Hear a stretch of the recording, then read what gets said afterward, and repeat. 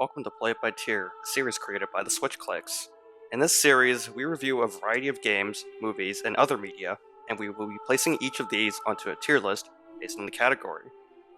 In this episode, we will be reviewing The Legend of Zelda Twilight Princess for the GameCube, Wii, and the Nvidia Shield TV, as well as Twilight Princess HD for the Wii U. This game was phenomenal, being one of the few dark, nitty-gritty Zelda games out there. So dark that it earned itself a T rating in North America, making it the first T-rated Zelda game ever to be released.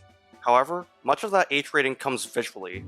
It has become generally accepted that while Twilight Princess is visually dark, it's nowhere near as thematically dark as a game like Majora's Mask. Despite all that, this game racked up so much popularity and hype, being one of those ambitious Nintendo games where you have to wait through many years and endure through many delays until you finally get the game. Being one of my first Zelda games, and my second game on the Wii, I was pretty bad at this game, getting stuck in the Forest Temple for who knows how long, and constantly dying to monsters because I didn't know how to target. However, throughout all that time, I enjoyed playing it. The aesthetics, the atmosphere of each location, the controls, the types of items you get to use, and simply fighting monsters here and there made this game very enjoyable. That is something I don't often find in many games today, given the bland, repetitive environments. Looking back at it now, the game is incredibly easy for me. I've gotten so used to the mechanics and gameplay of this game that I could spend years away from this game and come back to it with muscle memory. Because of that, I really have to give this game credit for making controls really easy to learn and remember. One of the biggest highlights of this game is exploration. It's not like the Wind Waker or Breath of the Wild where you have this big open world to explore and find special locations here and there. Twilight Princess has you explore and open up more and more locations as you progress through the game. And with this many secrets to a world, the game puts you not through one, but two scavenger hunts for collectible items. Of course, there are several locations where you can find treasure chests and rupees, but every discovery feels so satisfying, especially when it comes to a very difficult puzzle. The combat in this game is very diverse. You still have your basic moveset from a regular 3D Zelda game, but this game features unlockable moves known as hidden skills, which make the combat much more fancy. Just imagine being able to kill off an enemy early by delivering a finishing blow, or perhaps being able to roll around an enemy to attack them from behind. These hidden skills spice up the combat, but they are also generally optional. Against certain enemies, you pretty much need those moves to actually fight them properly, but it's not mandatory, and you can still give yourself a challenge without them. Aesthetically speaking, this game offers some of the best environments ever seen in a Zelda game, and I believe it is also quite unique from the rest. You have your typical elemental dungeons from every Zelda game, such as forest, fire, and water, but they are masked with an ingenious design of being more than just a temple, in the sense that they serve a real purpose for anyone living near those places.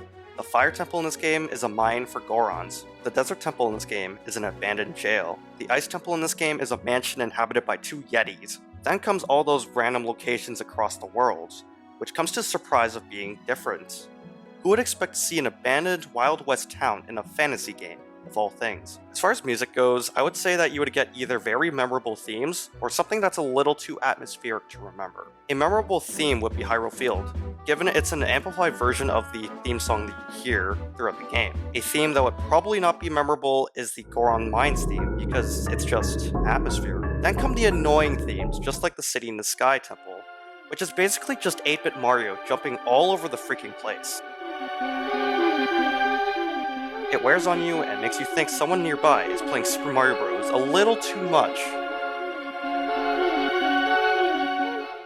Generally speaking, you might get some few nostalgic themes here and there, maybe some that reference back to Ocarina of Time and Majora's Mask, but I think the game has a nice balance between old and new themes.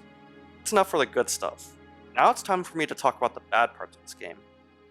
Remember at the start of this video when I mentioned how this game was only visually dark? As it turns out, it's even worse than you'd expect. This game tries so hard to be thematically dark. It tries being scary, it tries being gritty, and it tries being serious. But I don't think it ever comes close to it. Yes, you do see stuff about kids being kidnapped by monsters and hearing about how people were massacred, but this is very cliche and it's nowhere near the impact that Majora's Mask had. The story itself worked on so much suspense and anticipation with this supposedly menacing character named Zant, we all thought was the main antagonist of this game. As soon as you reach the halfway point of the game, you get a sequence of cutscenes talking about Ganondorf, which pretty much ruin any potential for Zant to be this big, new, menacing villain. And it automatically means that Ganondorf is the main villain, which kind of spoils the game. To add to this disappointment, he wasn't even that funny either. He had the cliche, goofy personality, and while it might cause you to chuckle every now and then, he's not someone you'd want to see anymore, especially if you already know that Ganondorf is the big bad of this game. I think out of every Zelda game, Twilight Princess has been the most linear game, even rivaling that of Skyward Sword. Sure, Skyward Sword's side quests are done in a very orderly manner, but in contrast, Twilight Princess's main quest is strictly linear. Aside from a few fetch quests things that you have to do to get words into a book to unlock a dungeon, the overworld design isn't as linear and claustrophobic as Skyward Sword, but the main quest is surprisingly more straightforward. It's not necessarily a bad thing, but I did notice that when I replayed both games. If there's one more thing that I believe does more bad than it does good, it's the HD remaster on the Wii U. Twilight Princess HD feels more like an insult than fan service. In virtually every way, it's inferior to the Wind Waker HD, which also came out on the Wii U before Twilight Princess HD. Twilight Princess HD barely improves the textures off of the GameCube and Wii, and it doesn't have a recomposed soundtrack, which was one of the impressive things that was done in the Wind Waker HD. The Wii U gamepad is almost a complete afterthought, because you barely get to use the map on the screen if there's already one on the TV. The only reason you'd ever use this is to change items, which gets more tedious than convenience. The game strangely has longer loading times, and worst of all, it made some unnecessary changes to the main quest in an attempt to make it easier. Of course, the game had some quality of life improvements and brought in hero mode. The game feels more unfinished than what I originally thought. Did I forget to mention that even though the Wii U supports both GameCube controllers and the Wii remotes, you can never use them for this version? It is an ironically stupid choice, especially for those who prefer to use those other control methods, especially for nostalgia. Among the weird problems I already mentioned, movement in this game feels rather off for some odd reason. You're almost always locked towards a direction you move the control stick to, and whenever you change directions, the game barely detects it, unless you stop moving and then change.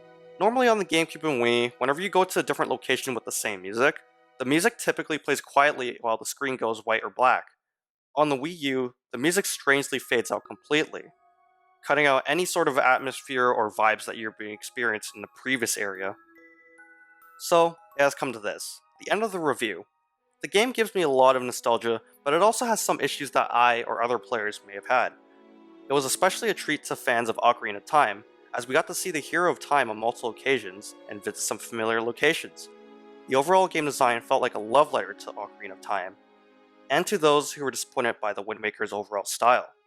This was also where many people first played a Zelda game, and the game itself had a legacy that still goes on today. Still, at the time of this recording, I do wish Twilight Princess HD will make it to the Switch, but I do believe Twilight Princess works out to be one of the better places to start off in because it sets the tone for the rest of the franchise to follow. For that reason, I give this game an A. Have a happy Halloween, and see you next week when we set sail into November.